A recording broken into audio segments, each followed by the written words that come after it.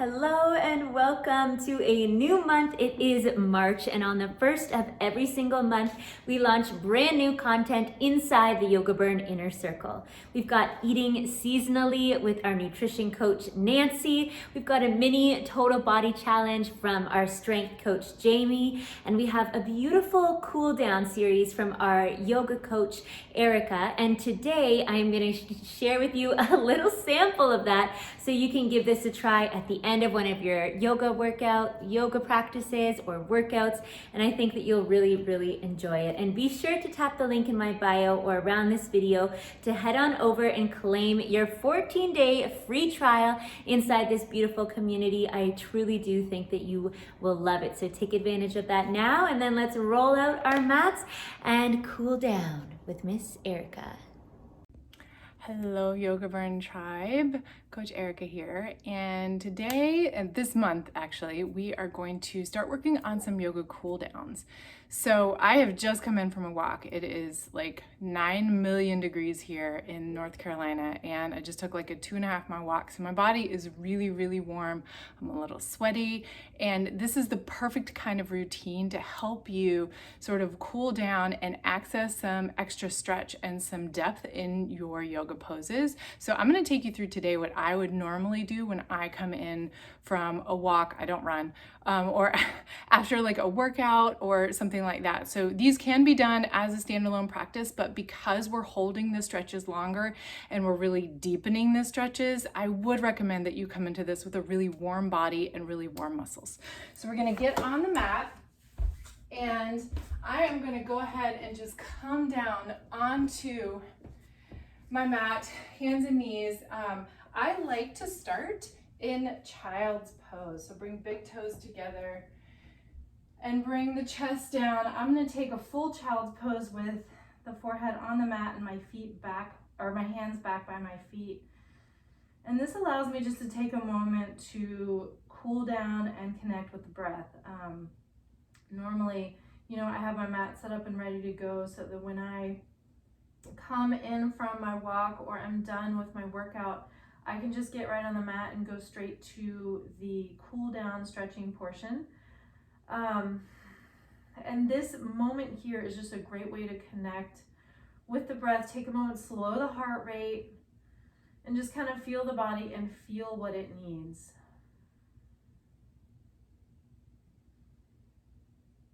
Breathing in and out through the nose.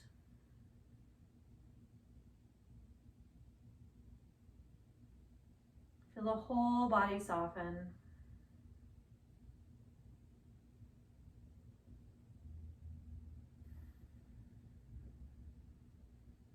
Taking one more breath.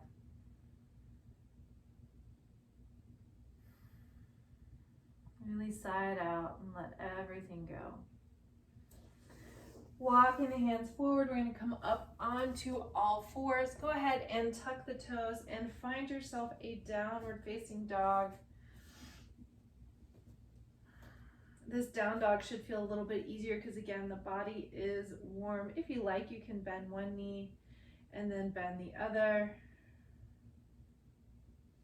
I'm really pressing into all four corners of my hands and pedaling through the knees, working the heels towards the floor. But of course, the goal is not heels to floor. The goal is a long, strong, and straight upper body with arms and torso aligned, and sits bones really reaching for the horizon line behind you.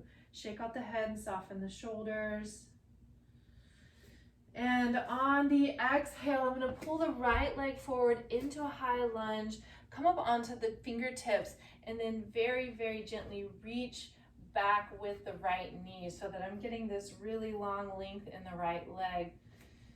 Take an inhale here, lengthen the spine, and then exhale. Release the torso over the thighs. My hips are squared forward, that back heel is off the mat. I do like to come into these stretches. So when I do this, I'm usually kind of feeling into it organically to see like how my body feels coming into the workout or coming into the cool down. But I generally like to do stretches twice, meaning I'll kind of come out of the stretch, coming back into like that high lunge here, come out of the stretch for a moment, and then exhale back into the stretch. This gives the muscles that you're stretching an opportunity to sort of release for a moment and get comfortable with what you're asking them to do. And then sometimes you can deepen, getting the belly a little closer to the thighs, forehead a little closer to the shins.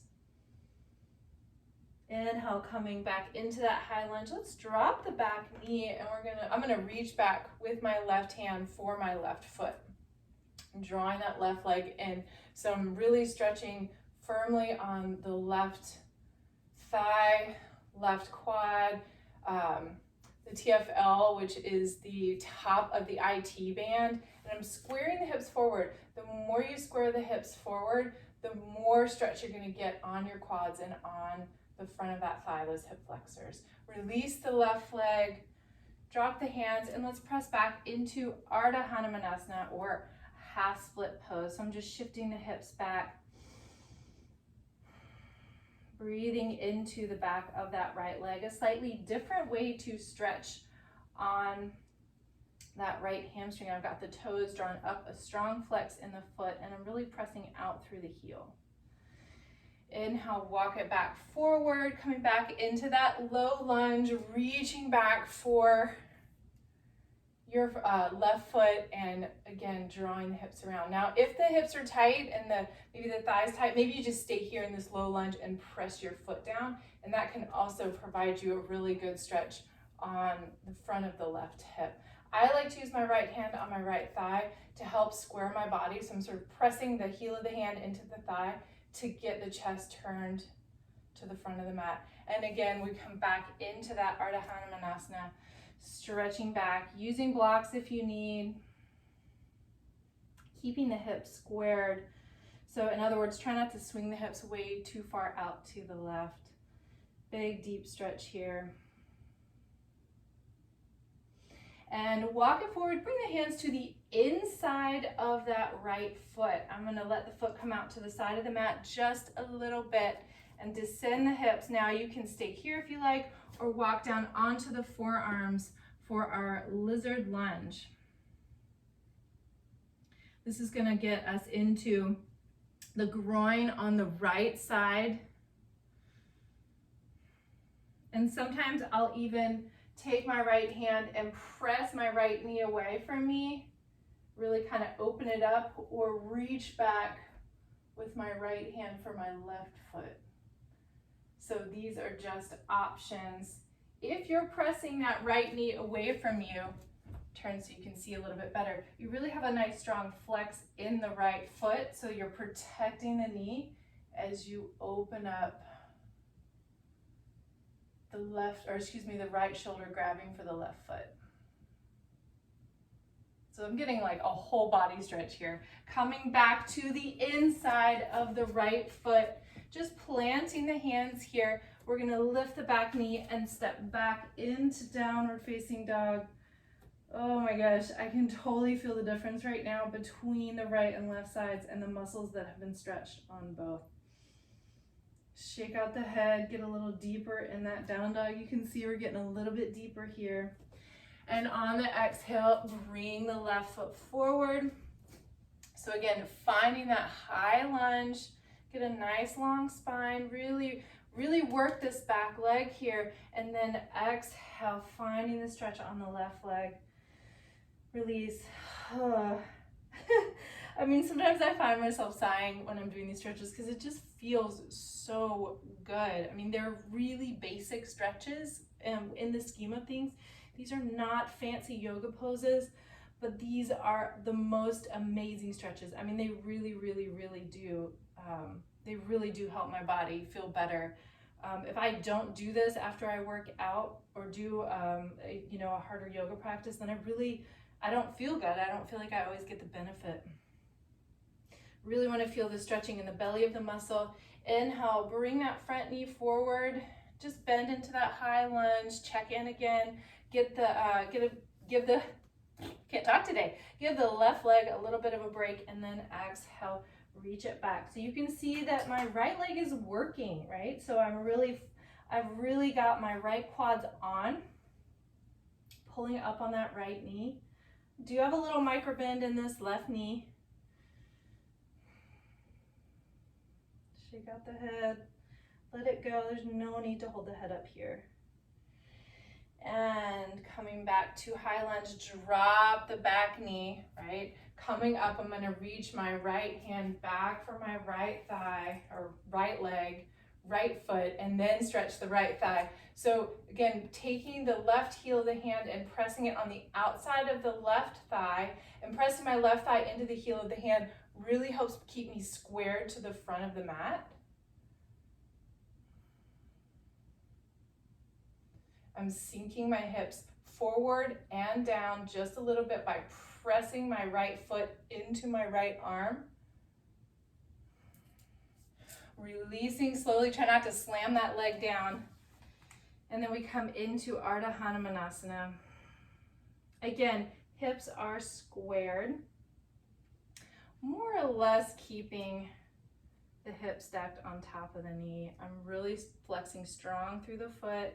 If you tend to have shin splints, I would opt here also to spend a moment and just flex or point through the toes, because that's going to give you a nice stretch on the front of the shins as you reach the toes for the mat. And come forward again. We're going to reach back into that right quad, right TFL, all those big hip flexors. Allow your right shoulder to move back onto the back, open the chest, broaden through the collarbone a little bit. Keep the body squared forward, energy in the feet, the hands, the legs, and releasing, coming back into that Arta Hanamanasana stretch.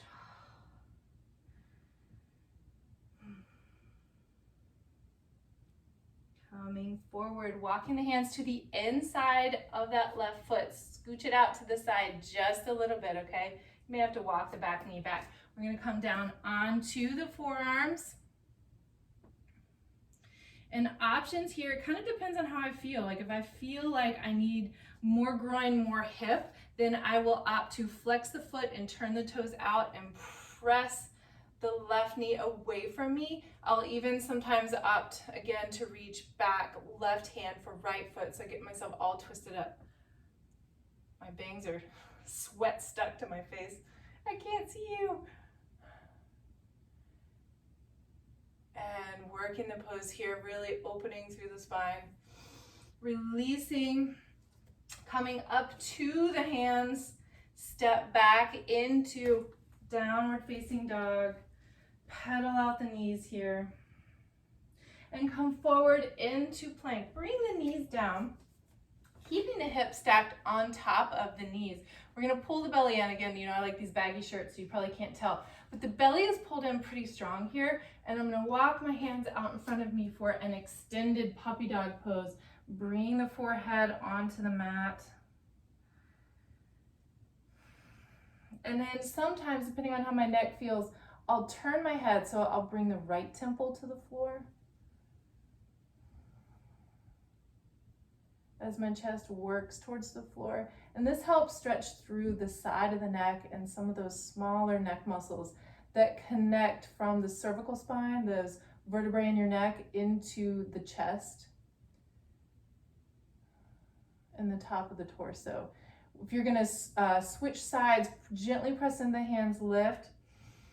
Inhale here, fill the lungs, it helps lift. And then on the exhale, shifting to the left temple.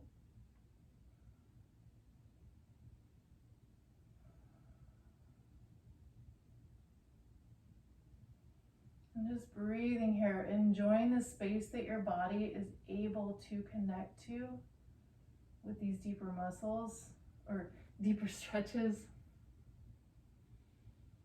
Coming out, press into the hands and the elbows. I like to come forward and just shift into a Sphinx pose here and roll the shoulders out.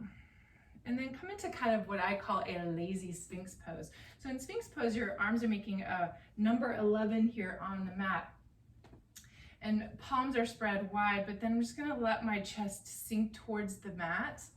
I'll face you so you can see a little bit better. I'm gonna let my chest sink towards the mat, and then I'm gonna let my head drop and just kind of roll side to side here. So the structure of my arms is holding me up, and there's not really a lot of muscular activity. My legs are really kind of floppy and lazy.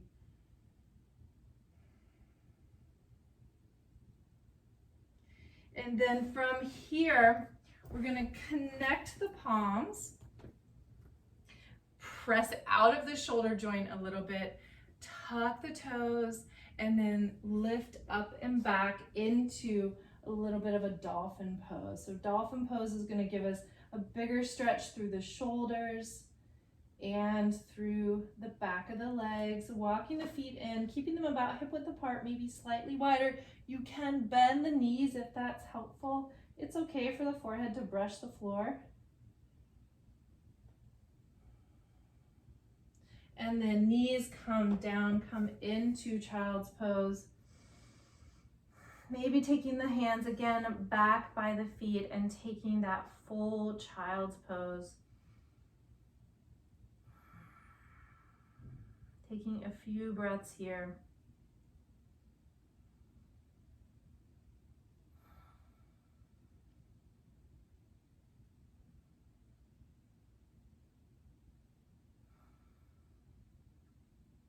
And then we're gonna roll up through the spine. So I like to place the hands, palms down right beside the knees, and then really press into the feet as you draw the belly in and reach the tailbone down. Reach the sits bones down and sequence up through the spine, one vertebrae at a time. Once you don't need the support of the hands, they just kind of naturally drag back with you as you roll the head up and roll the shoulders out. And then finishing off, I always like to do a little bit of a neck stretch. And so I just like to take one ear to one shoulder, right ear to right shoulder. And then roll it down to center and left ear to left shoulder.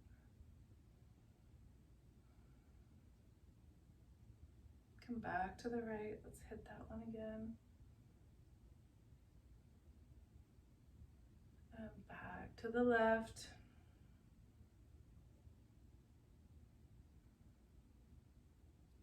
And bringing the head to center.